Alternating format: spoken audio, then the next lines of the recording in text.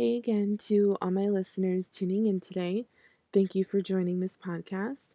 Welcome back to Fractured Poet, a podcast for all of you poetically insane individuals who love getting lost in the art of poetry. Podcasting from Ontario, California, I am your host, Katrina Wisniewski, just another person in the world obsessed with words, striving to make sense of it all. Okay, so today's episode is, I guess you can call a little bit of random poetry. So there's not really a specific theme for it, just a bunch of poetry that I happen to refurbish. Um, some are new. Well, in terms of when I was recording this episode, they were new anyway. Um, but yeah, so I will actually start with a poem called Stealthy Games.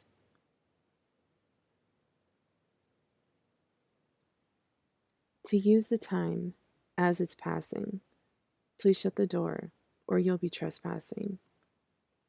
There are rules to follow, so know my ways. This is not a test, nor a phase.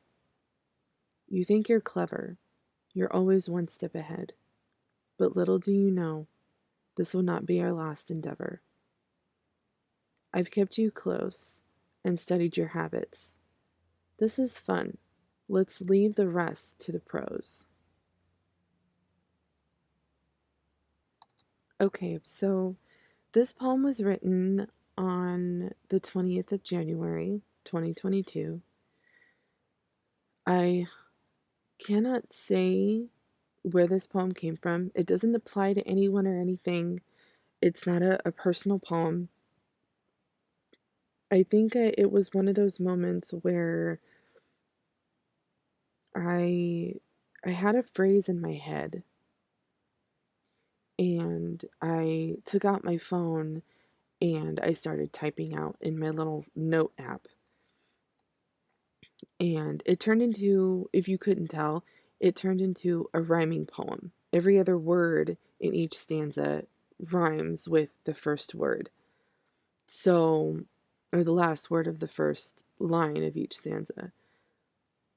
But I don't normally do rhyming poems. I mean, I have done rhyming poems, but once you start doing rhyming poems, it's almost like, well, fuck, this was fun. I want to do another one. And I do have another one that I think I wrote on the same day, and it might be not the next poem I'm going to read, but the poem after that. So, yeah, this doesn't apply to anyone. It's not a specific event or current situation. It was just off the wall, random poem, and I decided to rhyme it. So, there's really not much more I can say about this poem because there's nothing to elaborate on. So I will go on to the next one. And this one is called Mirrors Don't Lie. Into the mirror she looks, a reflection so hideous she has to make believe. Slipping further away, she tries to bear the truth, triggered by the memories that haunt her. She hides her face, hoping no one will notice. Her flaws tend to quickly define her. No way out, no solutions to her disposal. Mirror, mirror on the wall, who is the ugliest one of all?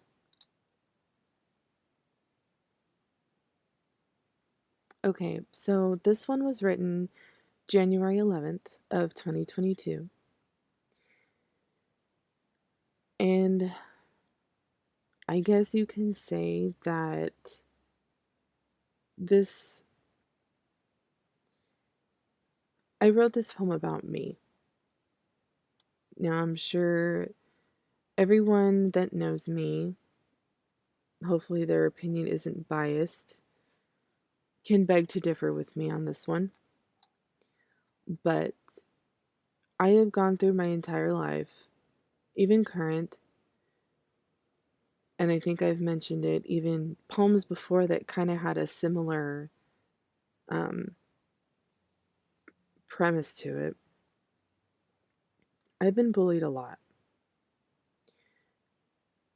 There are a lot of people in this world, at the time, kids my age, a little bit older, and now currently, even people my age, never fail to point out my flaws.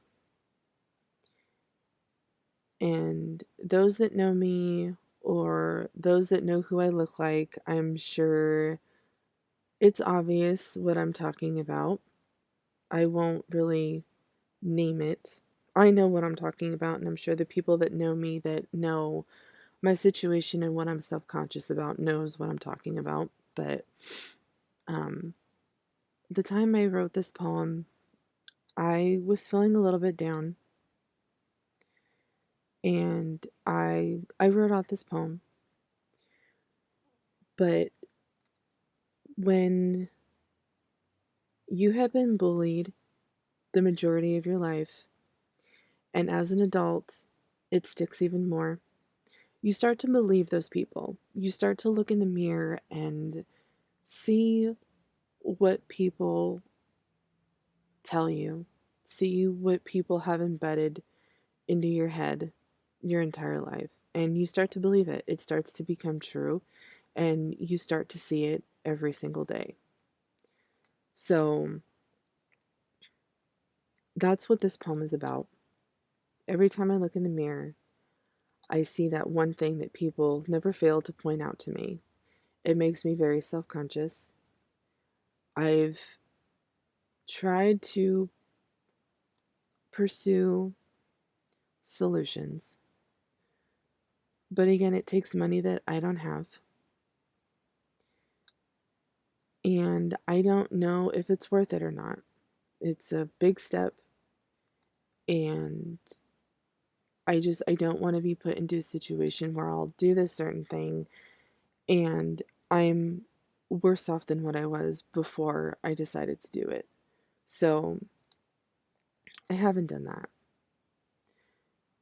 But I feel very, because of this thing, I feel very unattractive. I feel like it's the first thing, well, I know it's the first thing that people notice about me, and it's the first thing that people describe about me. And it's very hurtful. It damages the self-esteem. I have little to none because of that reason. And it sucks. I'm not going to carry on with it, but this is a poem that actually has relevancy to me. So I don't find myself attractive because of this thing. Again, people that know me and can argue the point whether their opinion is biased or it's genuine and true with no no biased opinion involved. That's just it's how I feel. So that's what this poem is about. I won't go on any more about it, but yeah. So this is a very short poem that I'm going to read next, and it goes with the rhyming one that I had first recited. So this one is called A Rhyming Thrill. It's this or that, I cannot chat. No mix and match. So down the hatch. Go up or down. There's no time to frown. Kill or be killed. Won't mommy be thrilled? This poem was written the 20th of January, 2022, and it was actually written after I had watched the second Strangers movie. I don't remember, it's The Strangers and then it's something to do with Prey. But I mean, it doesn't describe the movie, but I kind of had words in my head, and it was after I watched that movie, and that's where it came from. And it's another rhyming poem, very short, but yeah. So I can't really say much more about that. And again, I'm going to say it because I do not have this entire episode or future episodes, I don't have them written out. You're going to hear a lot of clicking, and that's to bring up every poem off of my desktop. I have at the bottom panel. So if you hear clicking, that's why. So I do apologize. Hopefully it's not too annoying. But I will move on to the next poem. And this one is called This Raging Muse. I can't help but get lost in the colors you so angrily produce, hypnotized by the way you move, captured by your rage that appears rebellious, yet somehow contained. Your glowing hot embers glisten from below, caught my attention that much more. I can stare at you for hours, watching you dance the night away as you burn so graciously.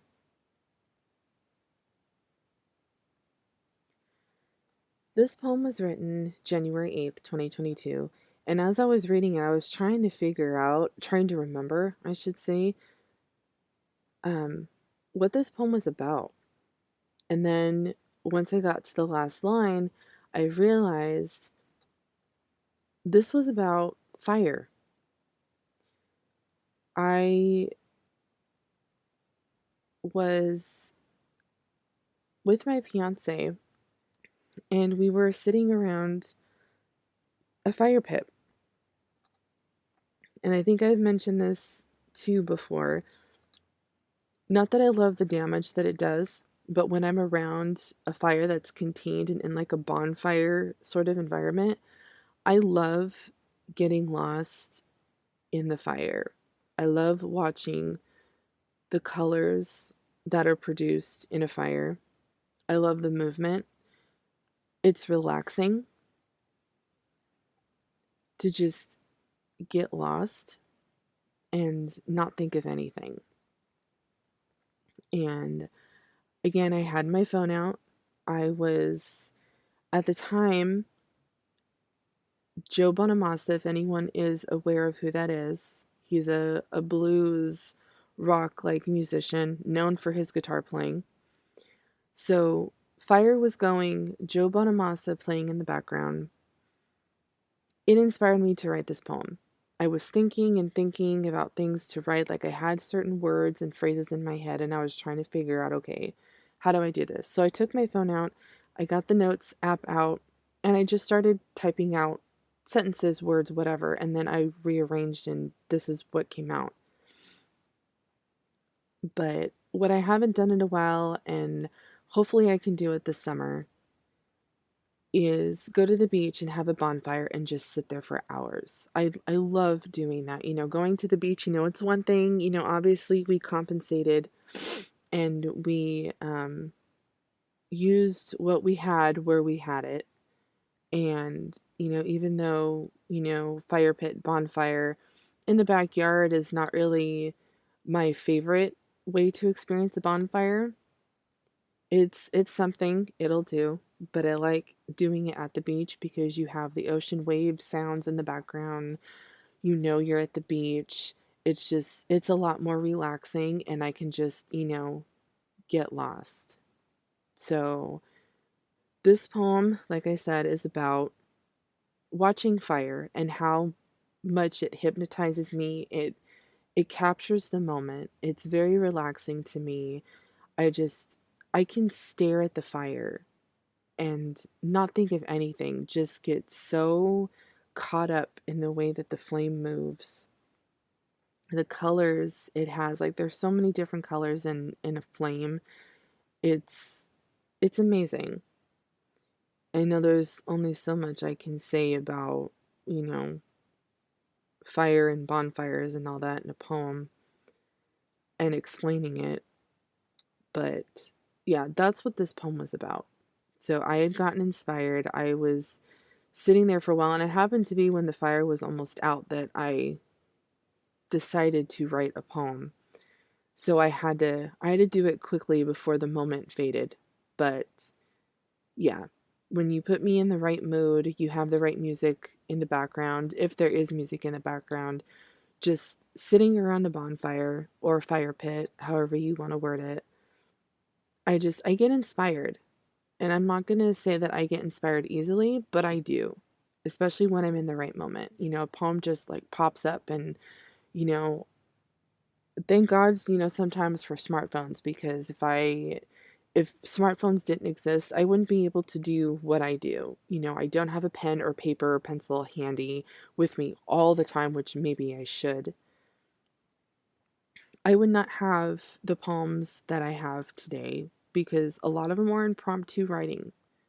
I can be in the car, I can be parked somewhere, I could be anywhere, just sitting somewhere, or, it won't even have to be an inspirational background.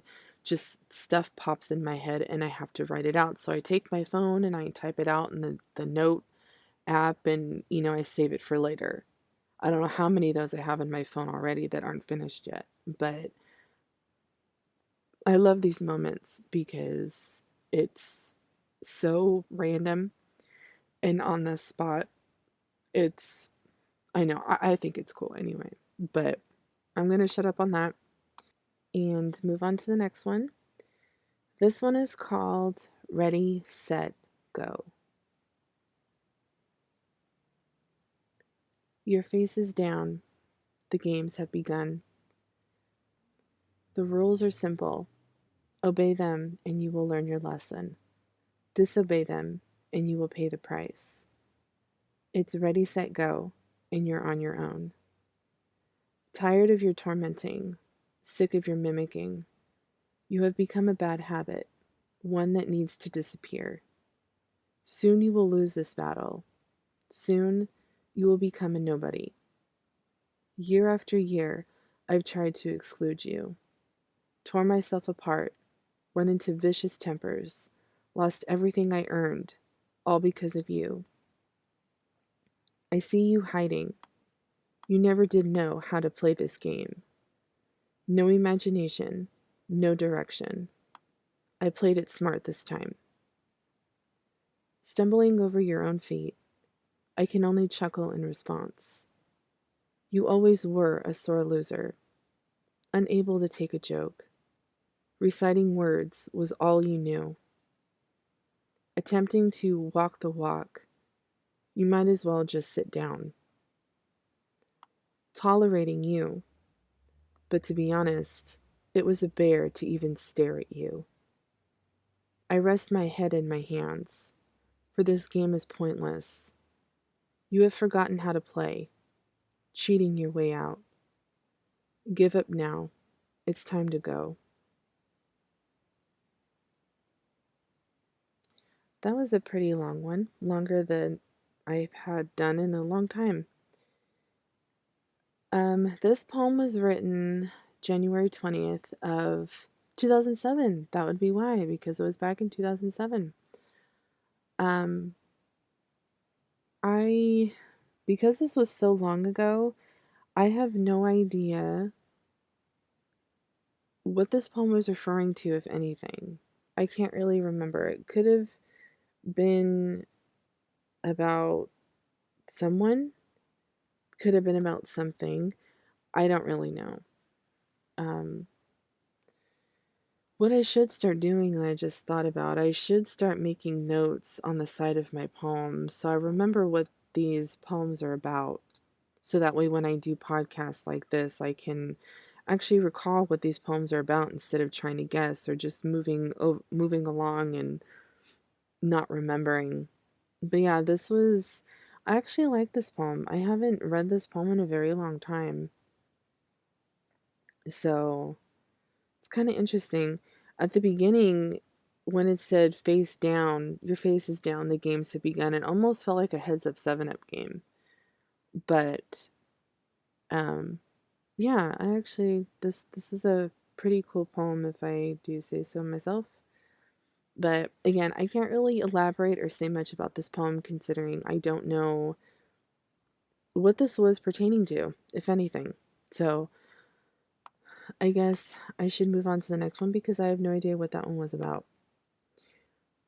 So I will go to the next one, and this one is called Dwelling. Every little thing that comes to mind always seems to stick. Can live without it, yet all you do is dwell on it. Squinting to see what's ahead, even though you can see perfectly fine. Wondering is something that does not come naturally. Absolute knowledge is what makes you human. Love is unexplainable, and yet some refer to it as lust. Speaking the words that are filled with meaning, preaching them to someone else, almost gives you hope. Lying in bed, just to see the unseen, close your eyes and know it's real. The words that you write can only be your thoughts, thinking out loud.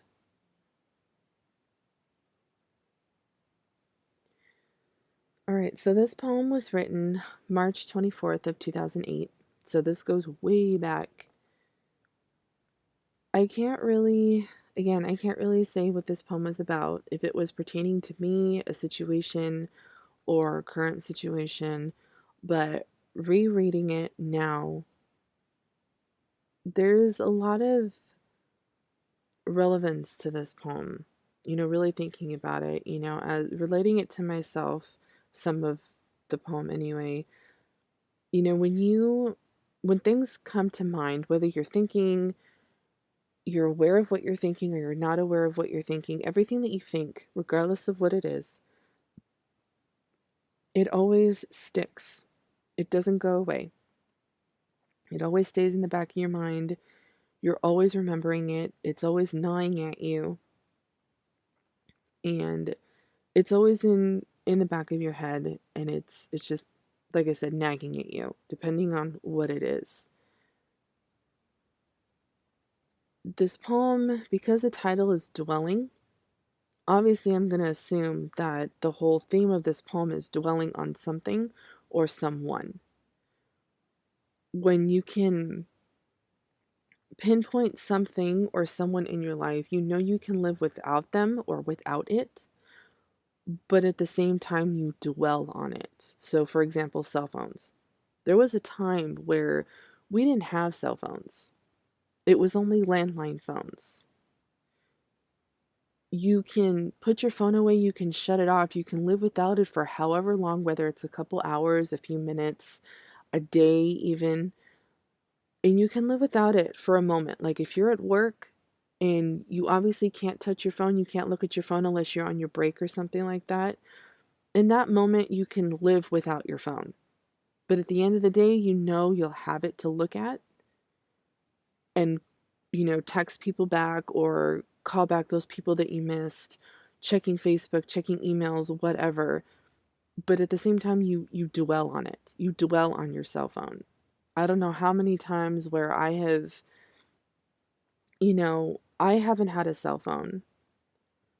I it couldn't be paid. I lost my cell phone.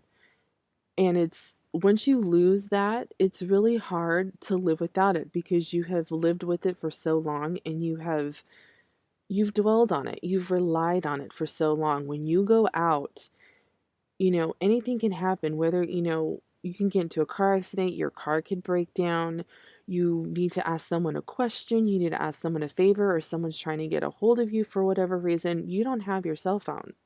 You lost that landline. And now there's no payphones anywhere. So it's not like, oh shit, I don't have my cell phone. I'll just go to the payphone down the street. You don't have that option anymore. Payphones are gone. They are no longer. The stands might be there.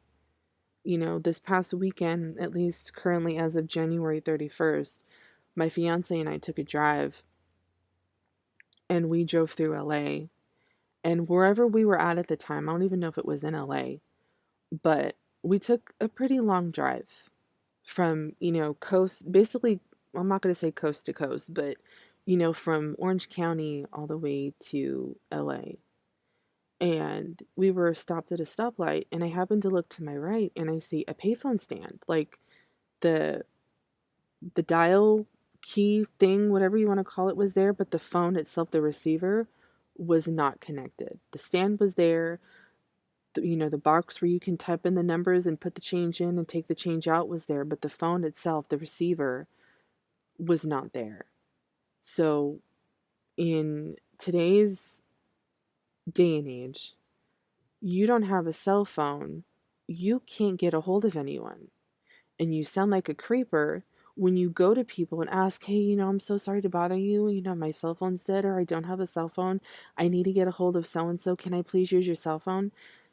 You sound very sketchy. And I know a couple weeks, as of today's date, a couple weeks ago, I was on the phone with my fiance. I was currently going through a panic attack and I was trying to talk myself out of it.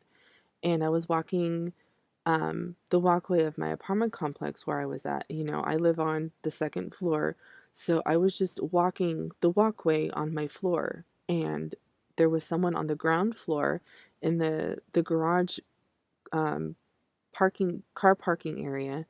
Some guy had seen that I was walking and basically talked up and asked if he could use my cell phone, if I could call one of his friends because his car supposedly got towed away and all this other stuff. In today's day and age, what people are like today, sadly, you can't trust anybody. You don't know what people's agendas are.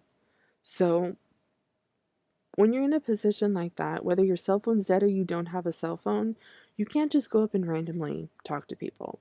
So it's dwelling on your cell phone. And wondering about something. If your mind is wandering and you start to come up on something and you're wondering about something, it's I mentioned it's something that does not come naturally because sometimes wondering doesn't come naturally. Some people don't wonder about things. People just live on. They just go. They don't critical think. They don't, you know, do hypothetical thinking. It's just whatever comes at you, whatever the day produces is how your day goes. And, love is unexplainable. Like it says in the poem, love is unexplainable. No one can really explain love. You know how you feel, but you can't really explain how that feeling actually feels. Some people refer to love as lust when other people don't. You can speak all the words that you want, regardless of how you talk to somebody, what you mean to say to somebody. We're always speaking words. And those words, whether it have any meaning to you, may not have meaning to the next person or vice versa. It may have meaning to that person, but it doesn't have meaning to you. You're just talking as the words come out. I have had that happen to me many times where I don't have a filter. I say what's on my mind, and even though it means one thing to me, it may mean the opposite to somebody else. What I say may have meaning, and I mean it very genuinely, even though it comes off as a bitch or sarcastic. I know what I'm saying has meaning the way that I'm saying it, while the other person may not think two shits about what I'm saying, or they might take it offensively and it means differently to them than it does to me. So, so I guess that's, you know, the theme of this poem. It's dwelling on something, whether it's someone, something, an object, or words, or a thought. You know, when you're, like part of the stanza in this poem says, laying in bed just to see the unseen. There are people that believe in paranormal stuff, that you can lay in bed or just sit somewhere wherever you are and you see something, but the people around you don't see it. You can close your eyes and you know it's real because you see that thing in front of you too while you close your eyes. So I don't know. I'm just breaking the poem down I don't even know if this is what I meant when I wrote this. I'm just explaining it currently, the way that I'm taking it today. But yeah, so I'm just gonna, I'll stop on that because I just basically broke down the entire poem. But yeah, so if you wanted an explanation to the poem, there you go. Whether it's accurate or not, fuck if I know. But I'm gonna go on to the next one. This one is called What Is It? Is it my eyes or is it my words? Is it when I touch you or when I kiss you? Is it the way I say I love you or the way I look into your eyes? What makes you fall for me? Is it my attitude or is it how I make you laugh? I sit and ponder, wondering what makes you feel the way you do, trying to come up with an answer. What do I do to make people fall? Is it my sense of humor? Is it my so called cuteness? Is it the way I talk to you? Or is it how I argue with you? Constantly aware, always curious. I never understood. I never figured it out. Never seeing myself the way others do. I am no one of great importance. I'm only human and no one else. I made you fall. Why won't you get up? This poem was written April 24th of 2008. Now this poem, I can actually say, does have relevance, and it does relate to a lot of situations that I have been in over the years. I have had my days of talking to people, dating people, and when, okay, so I don't know if I had said it before, but I have more guy friends than girlfriends. And there's a reason for that. There are a lot of girls, in my years of observation, being in school, outside of school, working, all that other crap, girls are annoying.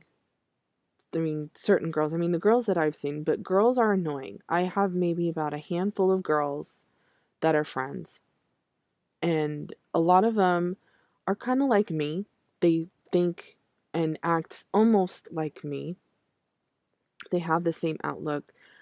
And I guess what it comes down to, I don't really care for girls that are self involved, that it's all about themselves, those girly girls. Like, I can't stand girls like that. So I'm very selective when it comes to having girls as friends. But most of my friends are guys. And many situations with no point intended over the years, I have, you know, adopted many guy friends. And the years that we've known each other, or the time that we're getting to know each other as friends,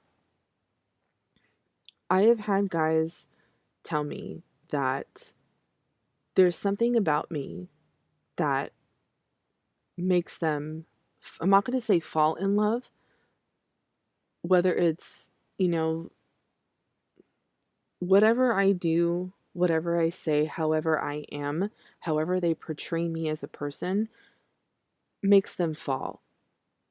I am just an easy person to like. If you want to say fall in love with, I'm going to say I'm just saying what people have told me. So this is not like I'm full of myself and I'm bragging or saying I'm hot shit, because really I think I am not. I'm just saying what people have told me before in the past. And that's what this poem is about. This poem is about me trying to figure out what it is that people see in me that make them like me, whether it's as a friend, as more than a friend, makes them fall in love with me, makes them really like me, and maybe not even love, but makes them, fall for me, as in they really like me enough to date me or whatever. It's always a question that I've had. I don't find myself attractive. I don't think I'm attractive. I don't know what it is about me that people like, whether it's guy or girl, and that's not even saying like intimacy, like, or love. That's just, it's people in general. What is it about me that people like so much? And that's why, is it my eyes? Because, in terms of intimacy like things, people fall for me, have fallen for me, or like my eyes. Something about my eyes. The things that I say, the conversations that we have, the topics that I talk about, currently my current relationship, my fiance, we can get into conversations and I can get, it's not like I'm pissed off rants, but you get me on a topic and I just go off. So the words that I say, is it the words that I say? Um, my attitude, regardless of what that attitude consists of, is it my attitude? Is it the things that I say? Is it how I make you laugh? Is it my sense of humor? The way that I talk to you? Is it the way that I like to debate with you a lot? It's stuff like that. This is a poem to myself, asking myself, what is it about me that people like so much? And again, this is not like I'm not full of myself. This is not, it's honestly a curious poem that was written, curiosity type of poem. Just wanting to know. I'm picking the brains of the people that I know. What is it about me that you like and why? I don't get it. I can sit here and say things and I feel stupid when I say them. I feel like I overstep. I feel like sometimes I don't say enough. Like I'm very to the wall in the corner, hiding away. Or, when I say stuff, all I hear is crickets. No one says anything. It's just me asking a general question to the people that know me and that are friends with me. What is it about me that you like so much? Why are you friends with me? Or why, people in the past, why did you like me the way that you liked me? Why did you want to date me? Why were you with me? Why did you, if you want to put love in there, why did you love me? Why do you love me? Whatever. So, yeah, that's basically what this poem is about. Just a curiosity type of thing that I came up with, and it stuck. So, I'm gonna move on to the next one. And this one is called Love by Obligation. A drifting mind, oblivious to the unknown and crippled by those you love. Wondering if it all makes sense, or is it just your imagination? The words that creep from your lips echo in the darkness, taunting the steps you take, giving it your all, sacrificing what doesn't exist, crawling on your knees, begging for what shouldn't be. This love you feel, it's wearing off bit by bit, taking you hostage, holding you against your will. So this poem was written February 20th of 2013 at 1:43 in the morning. I don't really know what this poem was about. I don't know if it was about a certain situation. Again, going off of the title of the poem, Love by Obligation. The only thing I can say is um you're you're being held hostage by a thing that you think is love. the way that you're feeling, are you really feeling it? Is it genuine? Is it something that you want to feel? Or is it something that you're, like the title of the poem, are you obligated to feel? You feel crippled by those that are around you that you love because you don't know if that love between you and those people are genuine, whether it's on their side or your side or both. When you love someone, whether it's intimate boyfriend, girlfriend, husband, wife, or love as in like, family love, like I love my best friend, or I love, my parents or my sister, my brother, or whoever it is, if it's that type of love, regardless of what level of love it is, sometimes depending on the situation that you're in, you often wonder how that love makes sense. Is that love being formed by your imagination? Are you catering to somebody? Are you making excuses for something or someone to make you, to tell you that, you know, this is this person and you need to love this person or you have to love this person? Is it in your imagination?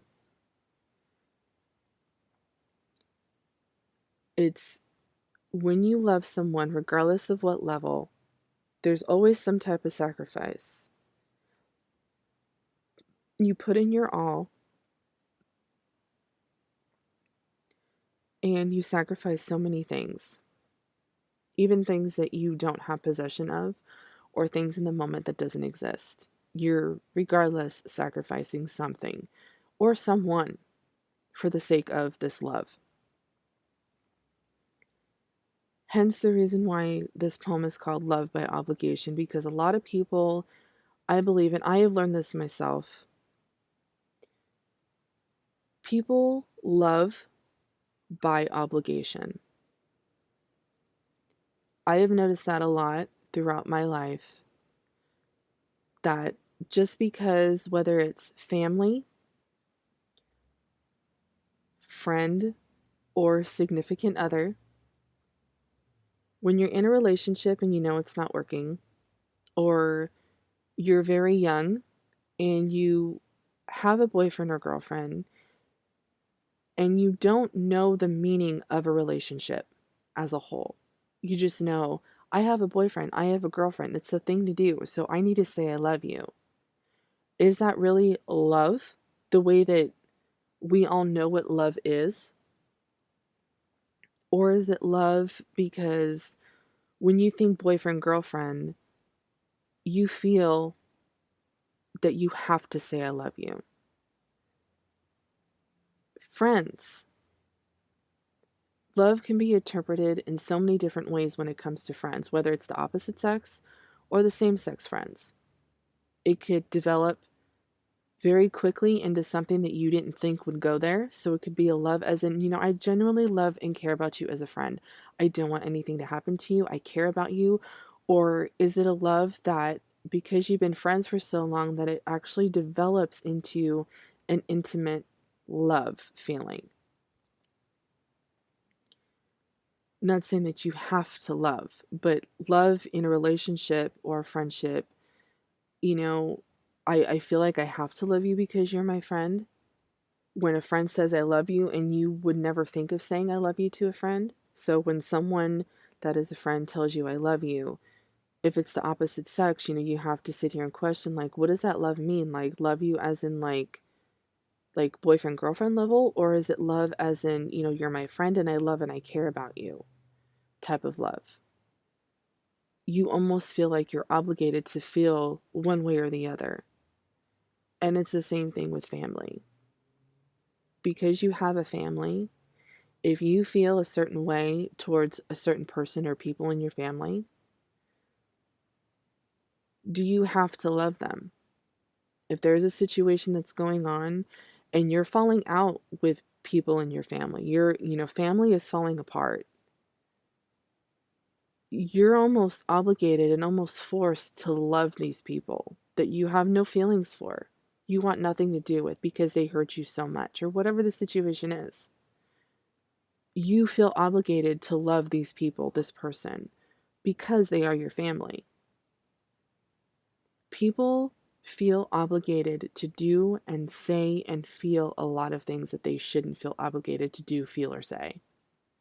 And it's not right. They do it for the sake of not arguing or not having tension. And they sacrifice themselves as people because of the obligation that's at stake. So, whether or not that's what I meant by this poem, this is how I am interpreting it now. So, I won't go on anymore. I'm going to go on to the next one. And this one is called This Is Me in Pieces.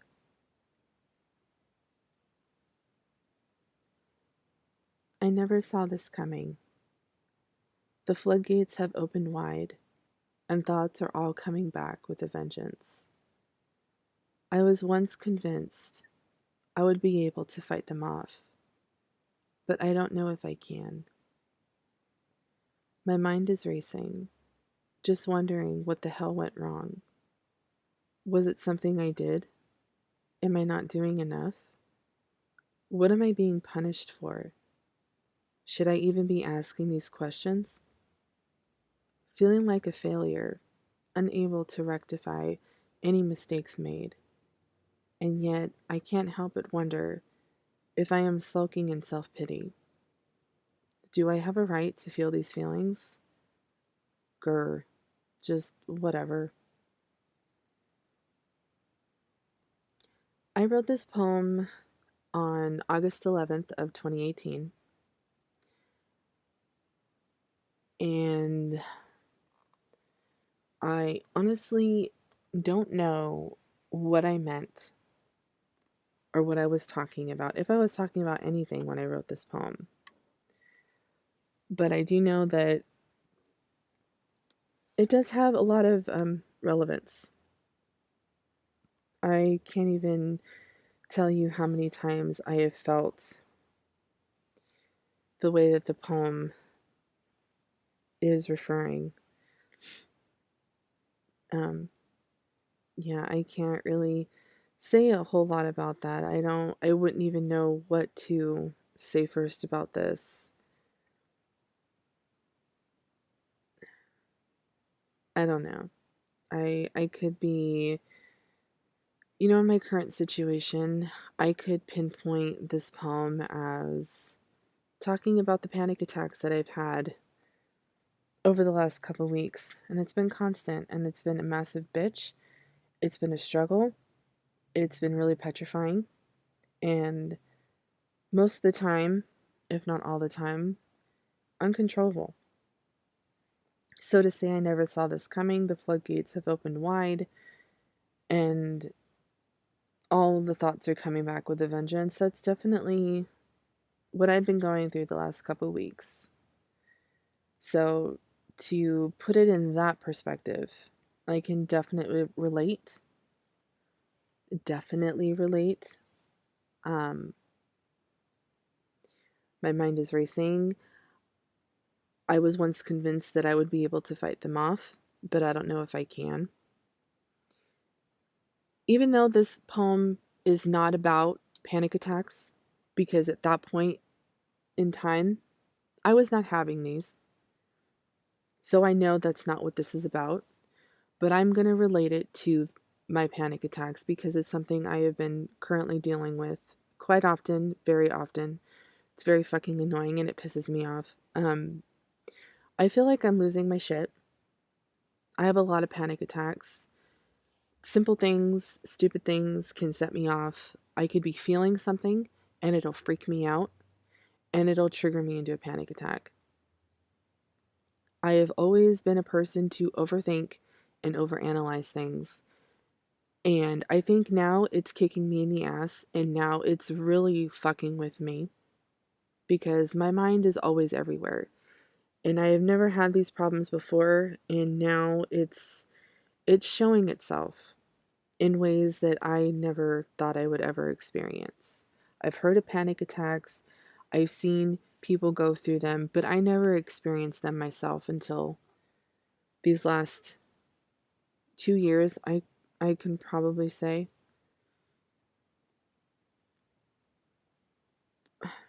And I can sit here and question, was it something I did? Am I not doing enough? What am I being punished for? Why are these things happening to me? Why am I having panic attacks? What is wrong with me?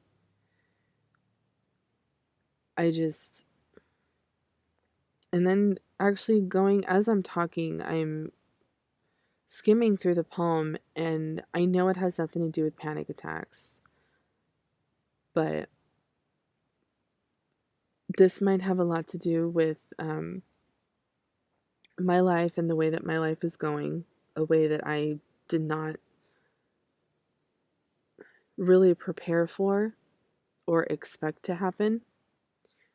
So to sit here, the way that things are going in my life, I have to question, was it something I did? Am I not good enough? Am I being punished for something? I feel like a failure. Um, was it the mistakes that I made? What mistakes did I made? So do I have a right to feel these feelings? Or is it just something that life is throwing at me that I need to accept and move on with? Whether or not that's what it was, I don't know. But I am putting current thought to the poem, and this can probably go into so many different directions, and I'm pinpointing my panic attacks with it because it's a current situation that I'm dealing with. But again, I don't believe it has anything to do with that. But I'm going to shut up. Going to shut up. I'm done with that one. I'm going to go with another poem. And this is quite a short poem. And this one is called No Filter. There are so many things I wish I could say to expose my feelings like a raw nerve. My conscience would be clear to say what's on my mind and deal with the consequences later. Isn't that what life's all about? I wrote this one on September 7th of 2018. And like I had mentioned a few poems ago, I tend to not have a filter with the things that I say. Maybe I should. Maybe it's something that I need to get in the habit of doing. But there are so many things I wish I could say. And to expose those things, my conscience would definitely be clear. And there have been many situations where I say the things that I say. Not that I don't think about them before I say them, because chances are I have thought about that for a very long time and I've wanted to say it out loud for a very long time. I'm just not really sure what the consequences will be once I say them out loud. You can't take back what you've said. You can't, rewind and control alt delete what you said because it's already been said. And whoever you're saying these things to, they have a memory and they hold on to those words and they'll remember them. No doubt about it. You go through life not saying things that you wish you could have said, wondering, if I said this or did that, what would life be like now? What would things be like if I had did or said that? And then you spend the rest of your life or day or months wondering what that thing could have done. So that's basically what this poem is about. It's having no filter. Sometimes you need to have a filter. Sometimes you need to bite your tongue and shut the fuck up. Other times you say what you need to say, regardless of how it makes people feel or how it makes you look or what the consequences are. Again, you have to choose your battles. I can honestly say that I sometimes have a problem with that. I can say certain things, and not that I don't care what it does to other people or what situation is caused by what I said, But like I said, chances are I have thought about this thing for a very long time. I've probably rehearsed what I wanted to say and what I just said for a very long time. And it was only a matter of time before I did say something and figuring out when would be the right moment to say these things. And when I say that, just know that a lot of thought was put into it. No matter how harsh it comes out, regardless of whose feelings it hurts or how worse the situation became after I said these things, there was a lot of thought put in to those words. Whether it was anger or hurt that surrounded them, I don't just say things to say things. I am a very reserved person. I think about what I say before I say it. Whether it was the right time to say it is probably a problem that I have. A lot of things that I say does have a lot of truth to it and meaning. And it's how the receiving end takes it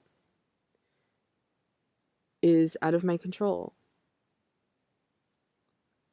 Sometimes, I can say some pretty harsh, fucked up things. But depending on the situation and what is at stake, sometimes I need to say things that are fucked up and hurtful to make people see how serious I am, how much this has been affecting me, and I need to let it out. I need that person or people to see this has been my life for a very long time, and I've wanted to say these things for a very long time. So, yeah, I can go on forever about that because there are a lot of situations that this poem pertains to. So, again, I'm going to shut up and I'm going to go to the next poem. And this one is called Jezebel. I have you where I want you, falling head over heels. You can no longer control yourself. The look in your eyes gives you away. To fight these feelings is completely unbearable. Getting lost in my whirlwind, unable to gain composure. You can no longer resist the color of my eyes. It draws you in and wraps around you completely. Frozen solid, losing track of time. You are mine. So this poem was written February 19th of 2020. I am not really sure what this poem is about. I was listening to a band called Raw, R-A, and there was a song called Jezebel. Not saying that that's what this poem is about because it's not, but I had happened to look up the meaning of Jezebel. And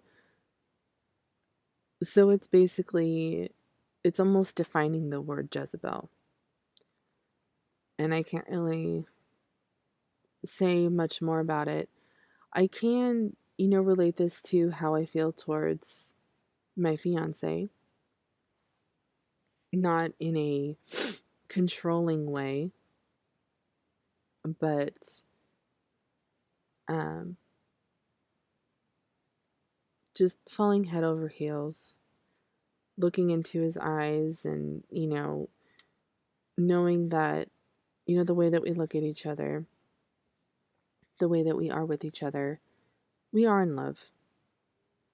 And our feelings for each other is hard to control. There's a lot of, hypnotizing in the way that, we are and all that junk. So whether or not that's what this poem is about, I don't know. But it's a very intimate, seductive type of poem. Just knowing that, whoever this poem is about in general, not like real time, real life, but whatever this person is talking about in this poem, this person knows that they have that other person where they want them. This person has fallen in love or fallen head over heels, and they're getting lost in each other's feelings, lust, however you want to put it. So I'm going to say that's what that's about. I have no idea if that was the intention, but that's where it went. So I'm going to move on to the last poem of this episode, and this one is called When Home Isn't Home. To adopt this feeling that home is no longer what it used to be, a building of four walls smothered with anxiety and dread. To keep your thoughts at bay, maybe even pushed down so far they become extinct. If only this were possible. I yearn for change, change in myself, change in others. To change it all would be a godsend. My chest is sore, lingering for what seems like eternity, causing this uneasy feeling that threatens my daily thoughts. I can't help but panic, wondering if this will be the end of me. I fear the various outcomes that flood my mind. What is happening to me? I wrote this poem on November 16th of 2021. When I wrote this, there was a lot of shit going on. And like the title of this poem says, when home isn't home.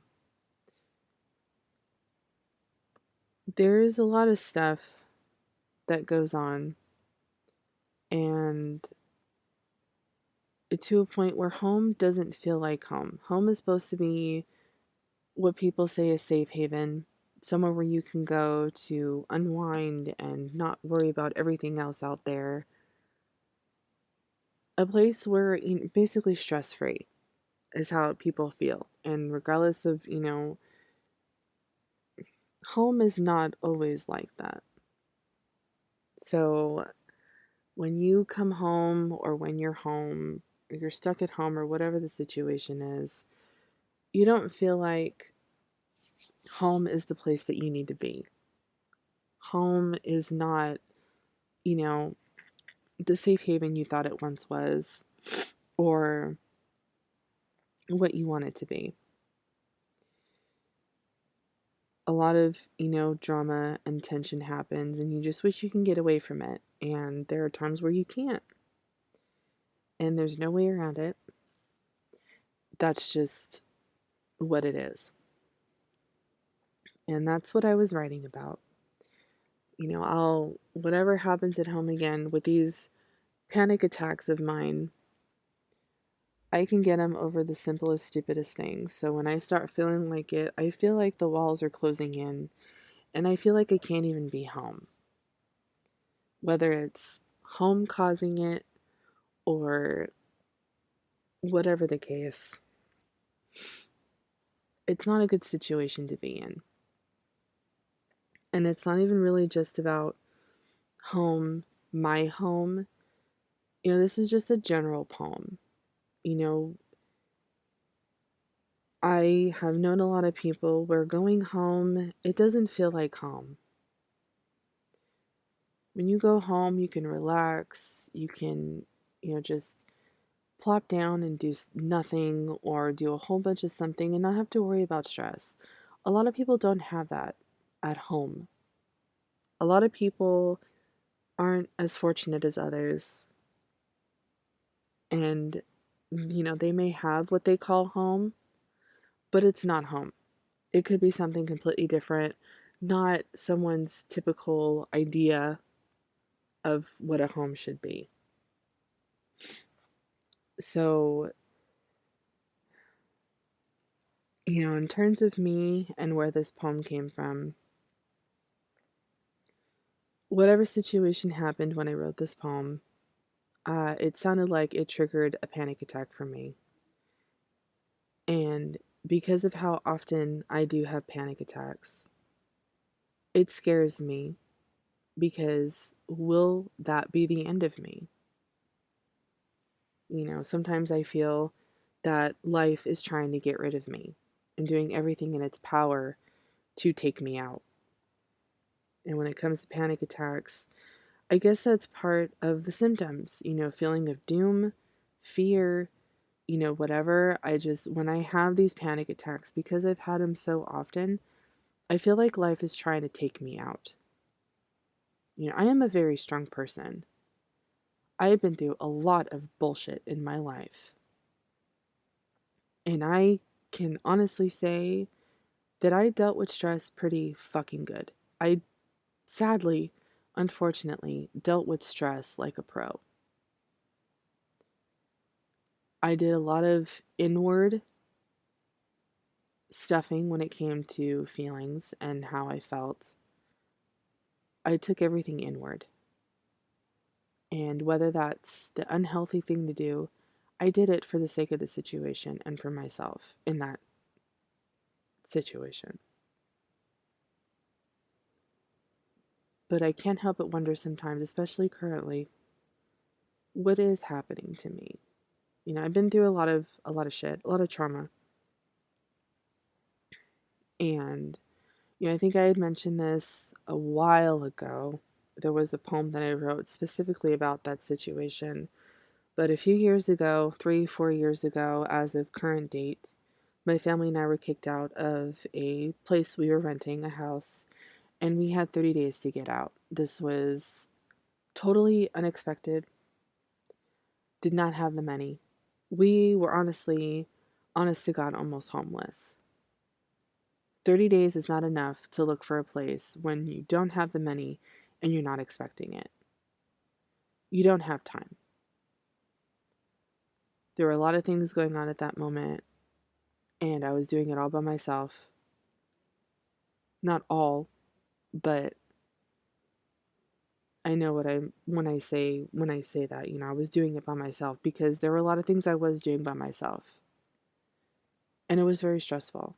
And I think that's when the panic attacks were triggered, not to the extent that they are right now, today, well not today, but current time. That's when I started having panic attacks. If you want to call it PTSD, whatever, that honestly broke me. I can't handle stress the way that I used to prior to those years ago. I was able to do everything that I needed to do without breaking down. And this poem, when home isn't home, I can even apply it to that situation. When you say I'm going to go home, you know what home is. Your version of home may not be someone's version of their home, or vice versa.